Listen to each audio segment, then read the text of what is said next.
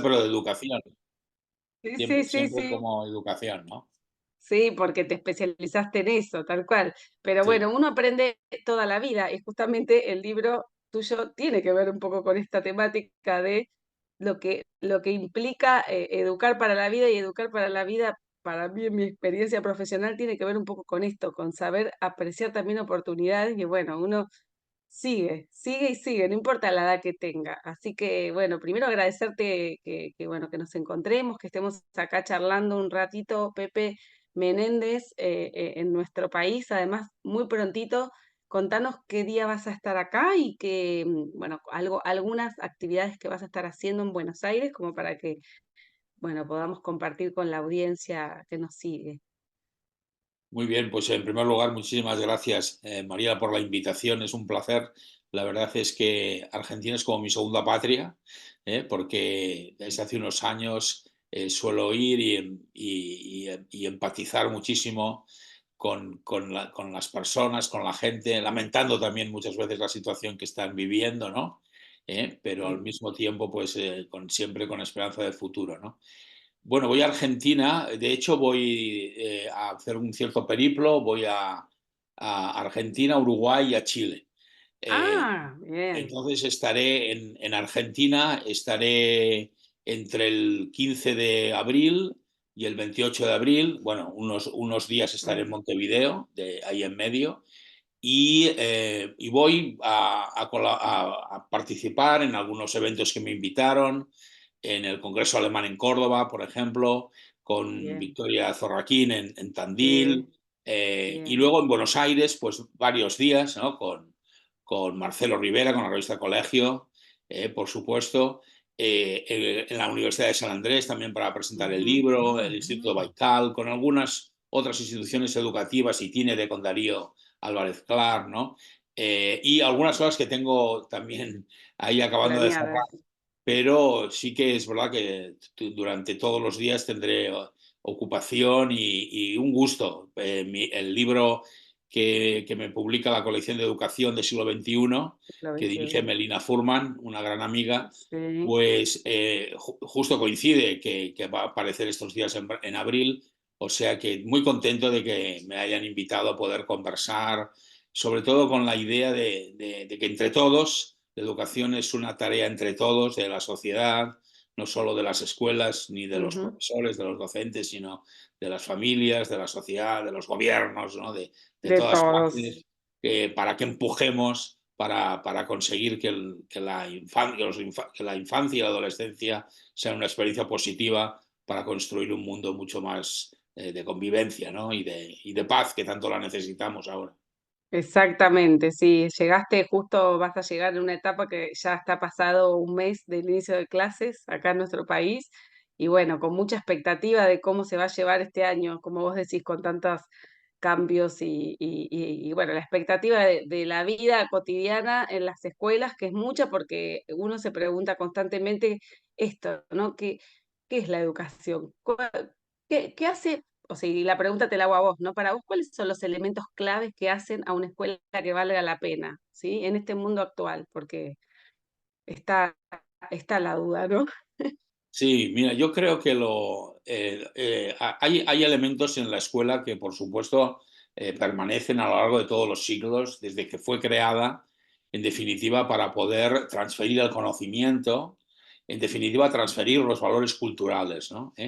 Entonces, a lo largo de todos estos siglos, ¿no? Desde que no, ni siquiera, desde que la escuela era pura oratoria, a la que luego consistió en escribir, a la que apareció la imprenta, ¿no? A la que lo que tenemos que pensar es, y ahora en el siglo XXI, en que hay esta explosión de globalización, esta explosión de acceso a la información, de las enormes posibilidades de comunicación, que se mezclan con una etapa también de movimientos migratorios enormes, de una emergencia climática también, y ahora ya situados en la última década, de un gran cuestionamiento incluso de nuestras formas de convivencia, de nuestras formas de entender Mm, también la democracia.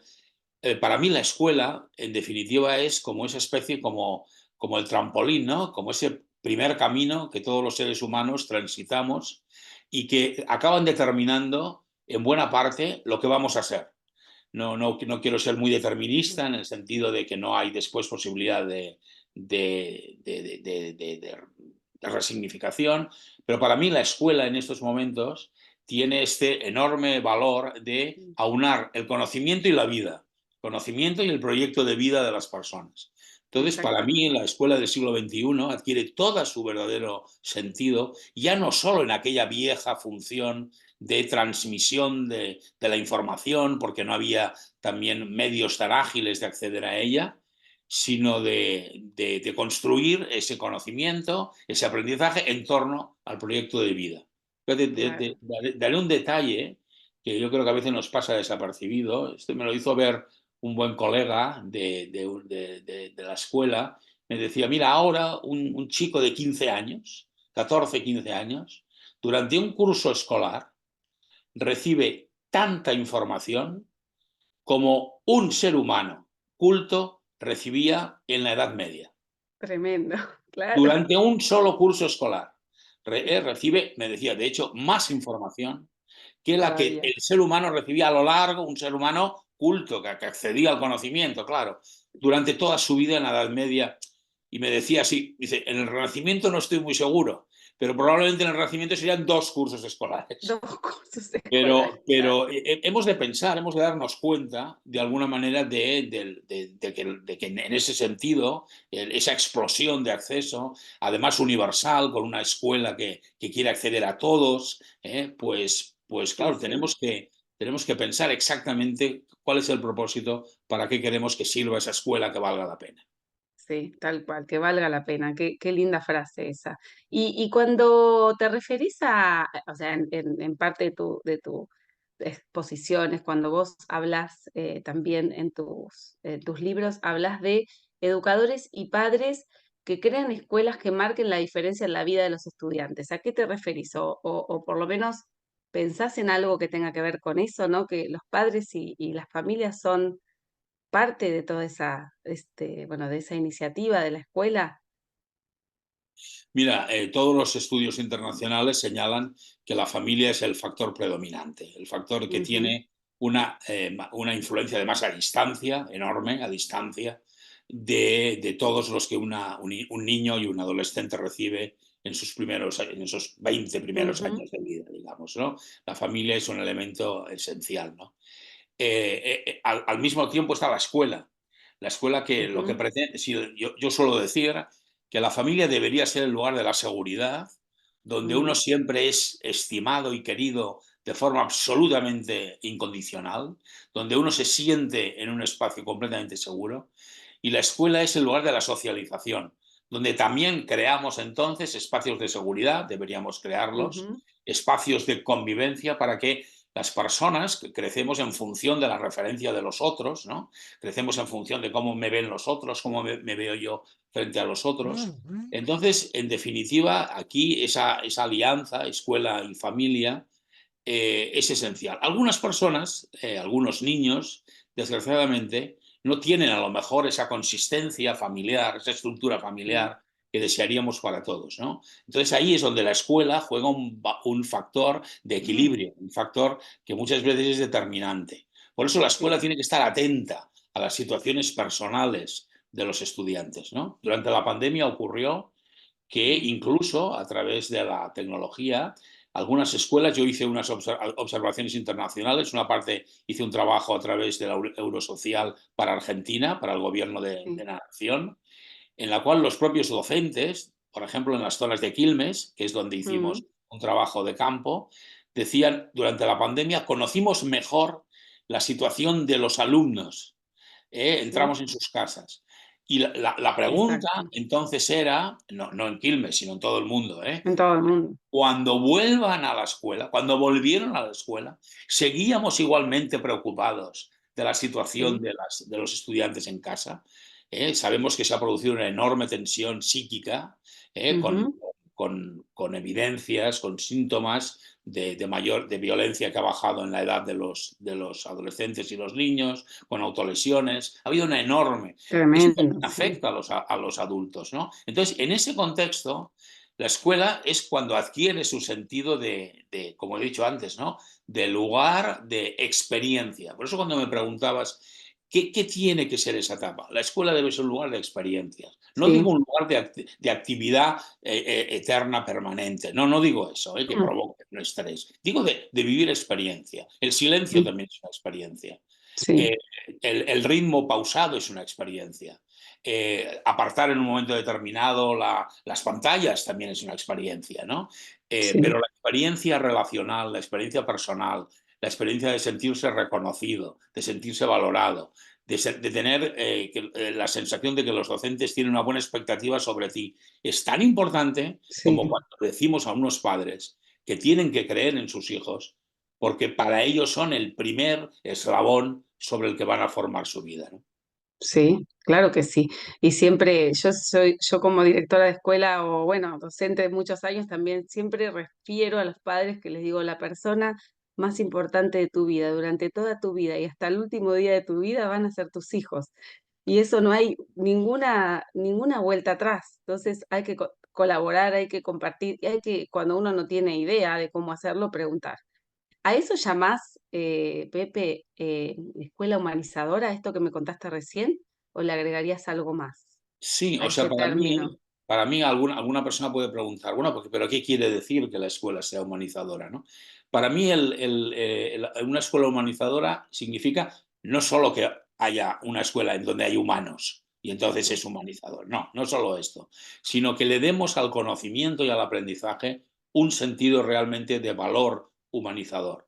Por ejemplo, yo siempre Claro, pongo un ejemplo que es un poco duro, pero el conocimiento en sí mismo no garantiza una sociedad humanizadora. La cultura en sí misma no lo garantiza y la demostración de ello, la más fuerte, la tenemos en los campos de exterminio nazis de la Alemania de la primera también, de la Segunda Guerra Mundial especialmente, ¿no? Donde personas con un enorme conocimiento científico, con un enorme nivel cultural, e incluso que llegaban a poner música en los campos de concentración mientras los esclavos, que en definitiva eran aquellas personas presas que estaban destinadas a morir, trabajaban, podían escuchar óperas de Wagner. O sea, el conocimiento no nos garantiza no, una sociedad más humanizadora. no, Por eso yo creo que en la resignificación de esta escuela, que ahora no solo es para transferir conocimiento, la famosa idea de la instrucción, sino que sí, ha de ser mucho más, en este salto superior, para mí está el que la escuela sea el lugar, la palanca de realmente vivir experiencias de socialización, de convivencia, ujú, que permitan a esas personas ayudar a la construcción de una sociedad, pues donde lo relacional, donde los valores personales, donde los valores humanos, digamos en el sentido de la ujú, Declaración Universal de los Derechos Humanos, pues sean una realidad, sí, ¿no? No necesitamos personas que sepan mucho para robar, mm, que sepan mucho para corromper o para asesinar o para hacer grandes negocios ilegales, sino que necesitamos sí, personas que realmente pongan su talento, pongan su proyecto de vida pues al servicio de un mundo mejor. sí. Sí, sabes que hay esa palabra que te pregunté recién, humanizadora, pareciera que en el mundo de los avances de la tecnología no tuviera lugar. ¿Vos pensás que se puede compatibilizar con ese mundo de Dices una cuestión clave. esa... in- sí, Te oigo como se interrumpe la ahí señal. dice, sí, hay un poco de, dice internet inestable. A ver, ahí. No, dice ¿Me que está escuchás todo bien a mí, bien. Pepe? Tal vez Sí, perfecto, se sí, cortó sí. un poquito. Bueno, Voy a mientras, conectar con una que está en... yo a sí, ver, sí. Ah, mientras vamos Mariela a ver. reconecta o estabiliza la Ahí conexión, está. me atrevo a hacerte alguna pregunta relacionada a esta resignificación de la escuela, ¿no? Donde vos decías que no solamente basta con adquirir conocimiento, ¿no? Con esa perspectiva del alumno consumidor de contenido. Y estás resignificando, cambiando la mirada hacia un alumno que sociabiliza y que experimenta y que produce también contenido. ¿Es correcta esta mirada, Pepe? Desde mi punto de vista, sí. Desde mi punto de vista, y me gustaría enlazarlo con la pregunta que intentaba hacer Mariela, la tecnología es precisamente lo que nos posibilita hacer cosas que antes no podíamos. Y solo tiene sentido la tecnología en la escuela para hacer cosas diferentes. Por ejemplo, para trabajar colaborativamente o para crear, para producir, que decías ahora, Marcelo, ¿no? A veces parece como que hay que esperar a una edad, pues a los 30 o 35 años, para crear o producir algo. Pero ahora sabemos que para que eso pase a los 35, yo tengo que haber hecho cosas desde pequeño. Cuando enseñamos a los niños a construir un Lego, a construir cualquier tipo de construcción mecánica o parecida a una pequeña obra, no queremos solo que reproduzcan mecánicamente algo, siguiendo un libro de instrucciones, sino que queremos que entiendan la lógica del volumen, de las dimensiones, del peso, que imaginen en su cabeza formas diferentes. O sea que el sentido de una experiencia escolar que produce y que crea es completamente vigente. No es algo como, pero ¿qué vas a saber? A veces oímos algunas cosas, pero ¿qué vas a saber? Previamente a eso es el conocimiento. El conocimiento sí, pero el conocimiento es como un pozo sin fondo. El conocimiento es como un pozo sin fondo. El conocimiento es como la tecnología, cuando empiezan a aparecer nuevas funciones, ya jamás acabo, ¿no? Entonces la tecnología, que además tenemos que ser conscientes de que estos niños y adolescentes que tenemos en las escuelas serán los que en el futuro decidirán qué hacer con la tecnología. La tecnología no viene determinada por un ser divino o no viene determinada por algo externo a nosotros. Claro que hay poderes fácticos, hay un libro precioso de Axel Rivas, ¿no? Titulado ¿Quién decidirá el futuro de la educación? Y dice, si los educadores y los profesores no educan en la tecnología, no solo con la tecnología, sino en la tecnología, no habrá posibilidad de que esas personas luego sean capaces de dirigir sus propias vidas y el futuro de la tecnología, ¿no? O sea que crear, producir, vivir experiencias que sean realmente significativas para lo que son pues, las denominadas competencias transversales, son tan importantes como aprender determinados conceptos de la ciencia, de la matemática, de la lengua o del arte. Sí, tal cual, tal cual. ¿Y vos crees que este tipo de situación puede inspirar a las personas que quieran crear nuevas escuelas? O a qué? O sea, si tuvieras que decir a una persona que quiere y decide generar una transformación en su escuela, ¿qué le dirías? Así, un consejo, Bueno, uno yo cortito. lo que le diría es que algo que a lo mejor viene de la edad, ¿no? Que es, antes de hacer nada, piensa para qué quieres hacer.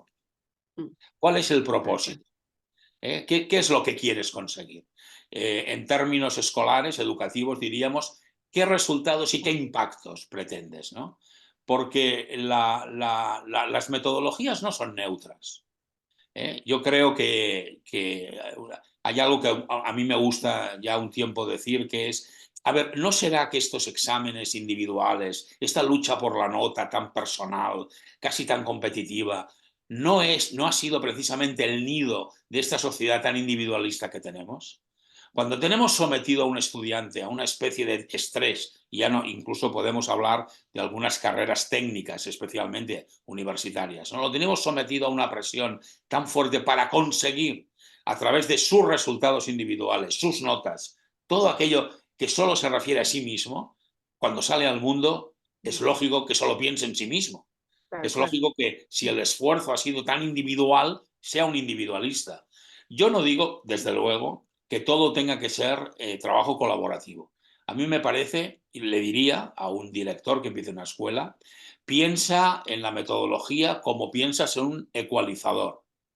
Ahora un poquito de clase magistral, ahora un poquito Buenísimo. de trabajo colaborativo, ahora un examen tradicional propiamente, Sí, ahora un trabajo que demuestre conocimiento hecho por un grupo y que todos y cada uno deban responder por él. Es decir, vamos, el problema que tenemos ahora es que si ponemos ese ecualizador en muchas escuelas, nos sale un 95% de clase magistral, un 95% de examen individual, un 95% en el fondo, de postura pasiva del estudiante. Y también diría, nos sale un 95% de aburrimiento y un 95% de desafección. O sea, poco a poco estos estudiantes se van desafectando de aquello, porque parece como que no va con ellos, ¿no? Ahora, a mí me parece que, como decía al principio de la respuesta, lo más importante es saber un poco a qué voy y a dónde voy y a qué voy. ¿A dónde exacto. quiero ir? ¿Qué es lo que quiero conseguir? ¿Para qué quiero esta escuela? Por eso me parece muy importante que los equipos directivos dediquen tiempo a reflexionar sobre el propósito de lo que están haciendo. Claro. Porque incluso cuando uno lleva haciendo algo un par de o tres de años, llega un momento que entra en una especie de proceso inercial, como una máquina, como un autómata, como cuando conducimos un auto, ¿no? Como cuando manejamos un auto. Todo es mecánico. No, no, tenemos que constantemente, además, ante realidades que nos rodean tan cambiantes, tan disruptivas, tenemos que pensar siempre, bueno, ¿cuál es nuestro propósito? Exacto. Muy, muy Pepe, interesante. te escucho y no veo la hora que vengas a Buenos Aires. Así el 17 te podemos bombardear a preguntas. Eh, y bueno, desde ya invitamos a todos los oyentes del programa de Mariela y a nuestros seguidores a que puedan participar de esta charla contigo, que va a ser el 17 de abril por la mañana en la ciudad de Buenos Aires. Pero te quiero hacer dos preguntas como para ya, por mi parte, liberarte y dejarte a Mariela en el cierre, ¿no? La primera pregunta que te quiero hacer, hace más de un año que acá estamos todos preocupados y ocupados por el impacto de la inteligencia artificial y este famoso chat GPT en la educación. Quería saber tu opinión al respecto, porque a mí me parece que hay otras urgencias que no pasan por analizar el impacto del chat GPT en la educación. ¿Cuál es tu mirada? ¿Cuál es la realidad de lo que vos estás viendo en tu recorrido por las escuelas? Sí, yo creo, me parece que insinuabas esto y estaría muy de acuerdo. Yo creo que lo que suele ocurrir, especialmente ahora con la tecnología, ¿no?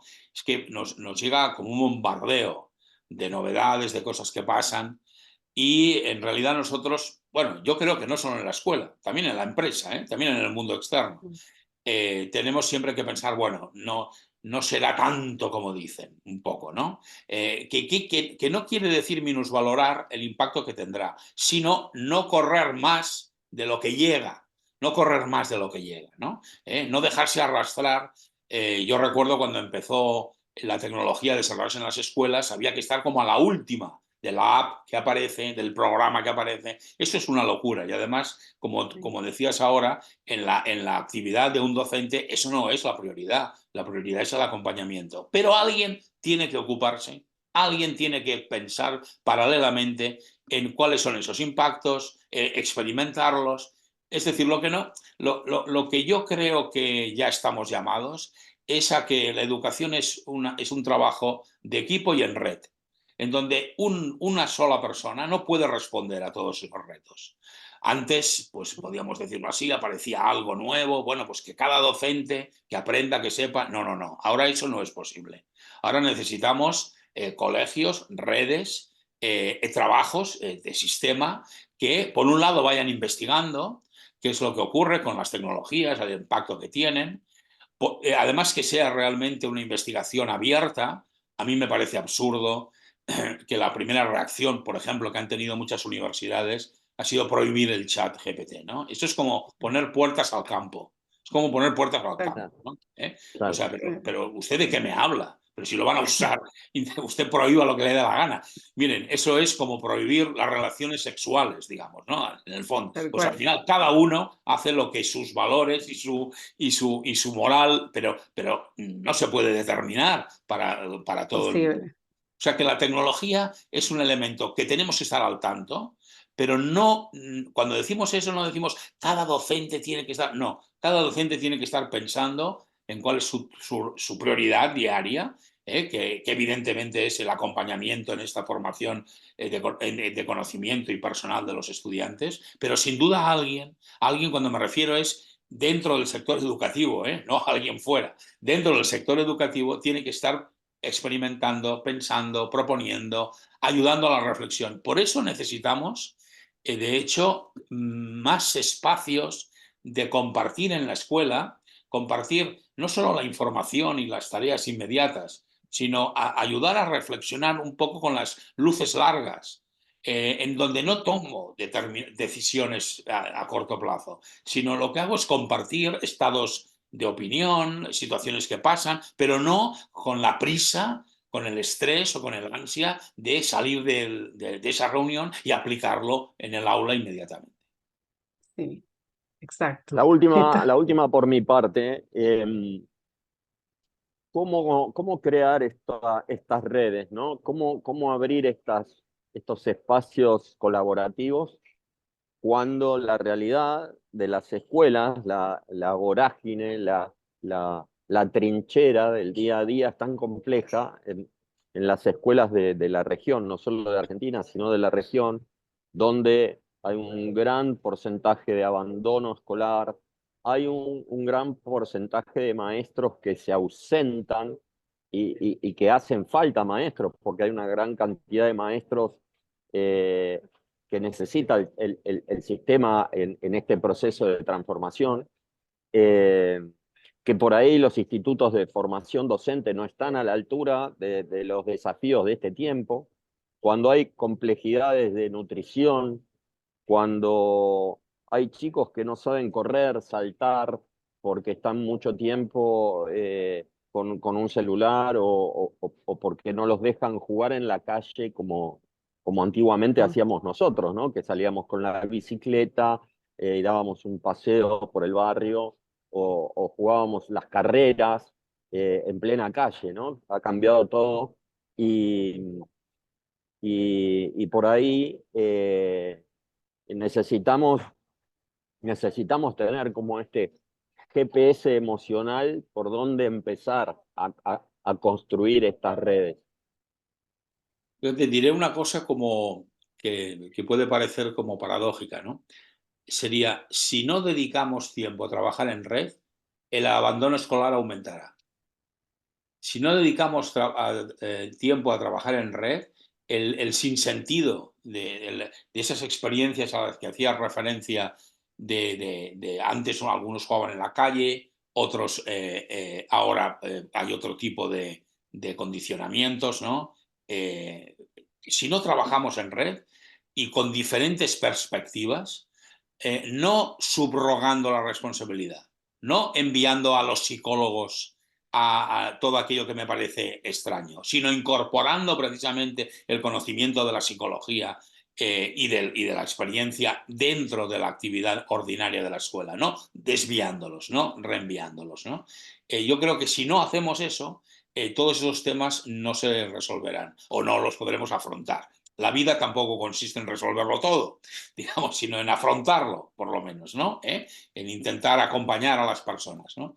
Fíjate, yo cuando era pequeño no jugaba en la calle, porque vivía en Barcelona, una ciudad grande, pero en cambio iba a un colegio que tenía muchos campos de deporte. Pues bueno, fíjate, ahí podía estar una pregunta, ¿no? Una respuesta, Sí, perdón, quiero decir. Sería, ¿cuántos espacios en la ciudad, ya no en el colegio solo, abrámoslo, cuántos espacios en la ciudad están pensados para que jueguen los niños? ¿Cuántos espacios mm, para que jueguen con seguridad? Eso es una pregunta. Eso antes, como muchos niños jugaban en la calle, esa era una pregunta que las autoridades no se hacían. Ya estaba la calle. La calle exacto. desaparece, pero seguimos concibiendo el espacio público como un lugar fundamental para los autos y para la vida de los adultos, sin pensar en la vida de los niños, ¿no? O sea que si no conseguimos ese trabajo en red, hay algo que me llama mucho la atención en la pandemia, en ese estudio que coordiné, algo que decían los directivos escolares, ahora me estoy refiriendo concretamente a Quilmes, pero también en otras partes del mundo. Estamos impresionados del nivel de coordinación que hay entre todas las administraciones públicas. Cuando se acabó la pandemia, cuando se acabó el decreto, por lo menos en España, cuando se acabó el decreto del gobierno, conforme como había una pandemia, se podían compartir muchos datos entre administraciones, se acabó compartir y se acabó la coordinación entre las administraciones públicas. Pero bueno, si eso es lo que más valoraban desde la escuela para resolver precisamente esos temas que decías, Marcelo, temas de alimentación, temas de seguridad, temas de espacios también abiertos, etcétera, ¿no? Claro. O sea, a veces es como, te da una sensación de impotencia, pero ¿por qué no aprendemos de lo que ha ocurrido? No, no. Pero para aprender hay que pararse, hay que reflexionar y hay que compartir. Por eso digo que el trabajo en red hay que buscar, insisto, desde una idea de que no todos lo hagan todo, de que no todos lo hagan todo, sino de que los equipos lo hagan todo, los equipos, las personas. Desde esa idea es la única manera que podremos afrontar estos retos. Exacto, exacto. Bueno, yo para cerrar, Pepe, y agradecerte con todo mi corazón este espacio, que además obviamente nos vamos a ver en esa presentación de tu nuevo libro y ahí a que lo autografíes. Una anécdota, un ejemplo, una experiencia que te acuerdes de tu vida o escolar o como profesional que quieras compartir, que tenga que ver con aprender toda la vida y que digas, bueno, esto me inspiró, o alguna experiencia que viste en algún espacio de estos recorridos que has hecho por el mundo, que digas, esto es inspirador, fue inspirador para mí. Bueno, Que te muchísimas, surja, sí, tendría muchísimas, me muchísimas, imagino. ¿eh? No, me haces una pregunta difícil de escoger, pero mira, espontáneamente Sí, voy a escoger una que tiene que ver con algo muy curioso, ¿no? Visité una escuela aquí en el norte de España, en el País Vasco, que había de un jardín de infancia, que había decidido que, bueno, que algunos niños solo querían leer, bueno, querían ver cuentos, ¿no? Aún estaban como aprendiendo a leer, y otros niños solo se querían mover y y no acudían a los cuentos, ¿no? Entonces a esta escuela se le ocurrió a unos 1,5 metros, 2 metros, sí, no, 1,5 metros, no, perdón, estaba por encima, o sea, 2,5 metros, 3 metros de altura, poner una especie como de red, ¿eh? sí, eh, una red en que los agujeros no eran pequeños, ¿eh? Ellos no cabían, pero no eran pequeños. Y sí. entonces les desafiaban a los niños, a los que querían leer, les decían que tenían que saltar por la red, o sea, superar un cierto vértigo y un Sí. cierto miedo para ir al otro lado donde estaban los cuentos que querían leer. Y a los niños que solo querían saltar la red, les decían que si querían saltar la red, tenían que empezar por los cuentos. Y una Ah, vez hubieran dedicado un cierto espacio al cuento, podían pasar al otro. Era como la dirección contraria, ¿no? sí. Pues a mí me pareció, bueno, lo primero, recuerdo que les dije, oye, pero aquí los padres no han puesto como un cierto grito de Claro, miedo. Dice, llamativo, algunos sí, algunos les dio un cierto impacto, ¿eh? impresión. 2,5 metros, 3 metros. Los niños no cabían por entre los agujeros, Mm. pero sus manos sí, ¿eh? O Sí, sea sí, que tenían que trepar, tenían como que exacto. Bueno, escalar. pero Claro. era horizontal, ¿eh? No era vertical, era horizontal, ¿eh? Tenían que pasar de un sitio Ah, a otro. claro, como una, sí, Como un falso techo, como como un un falso techo, techo. exacto. Sí, sí, Exacto, sí. ¿no?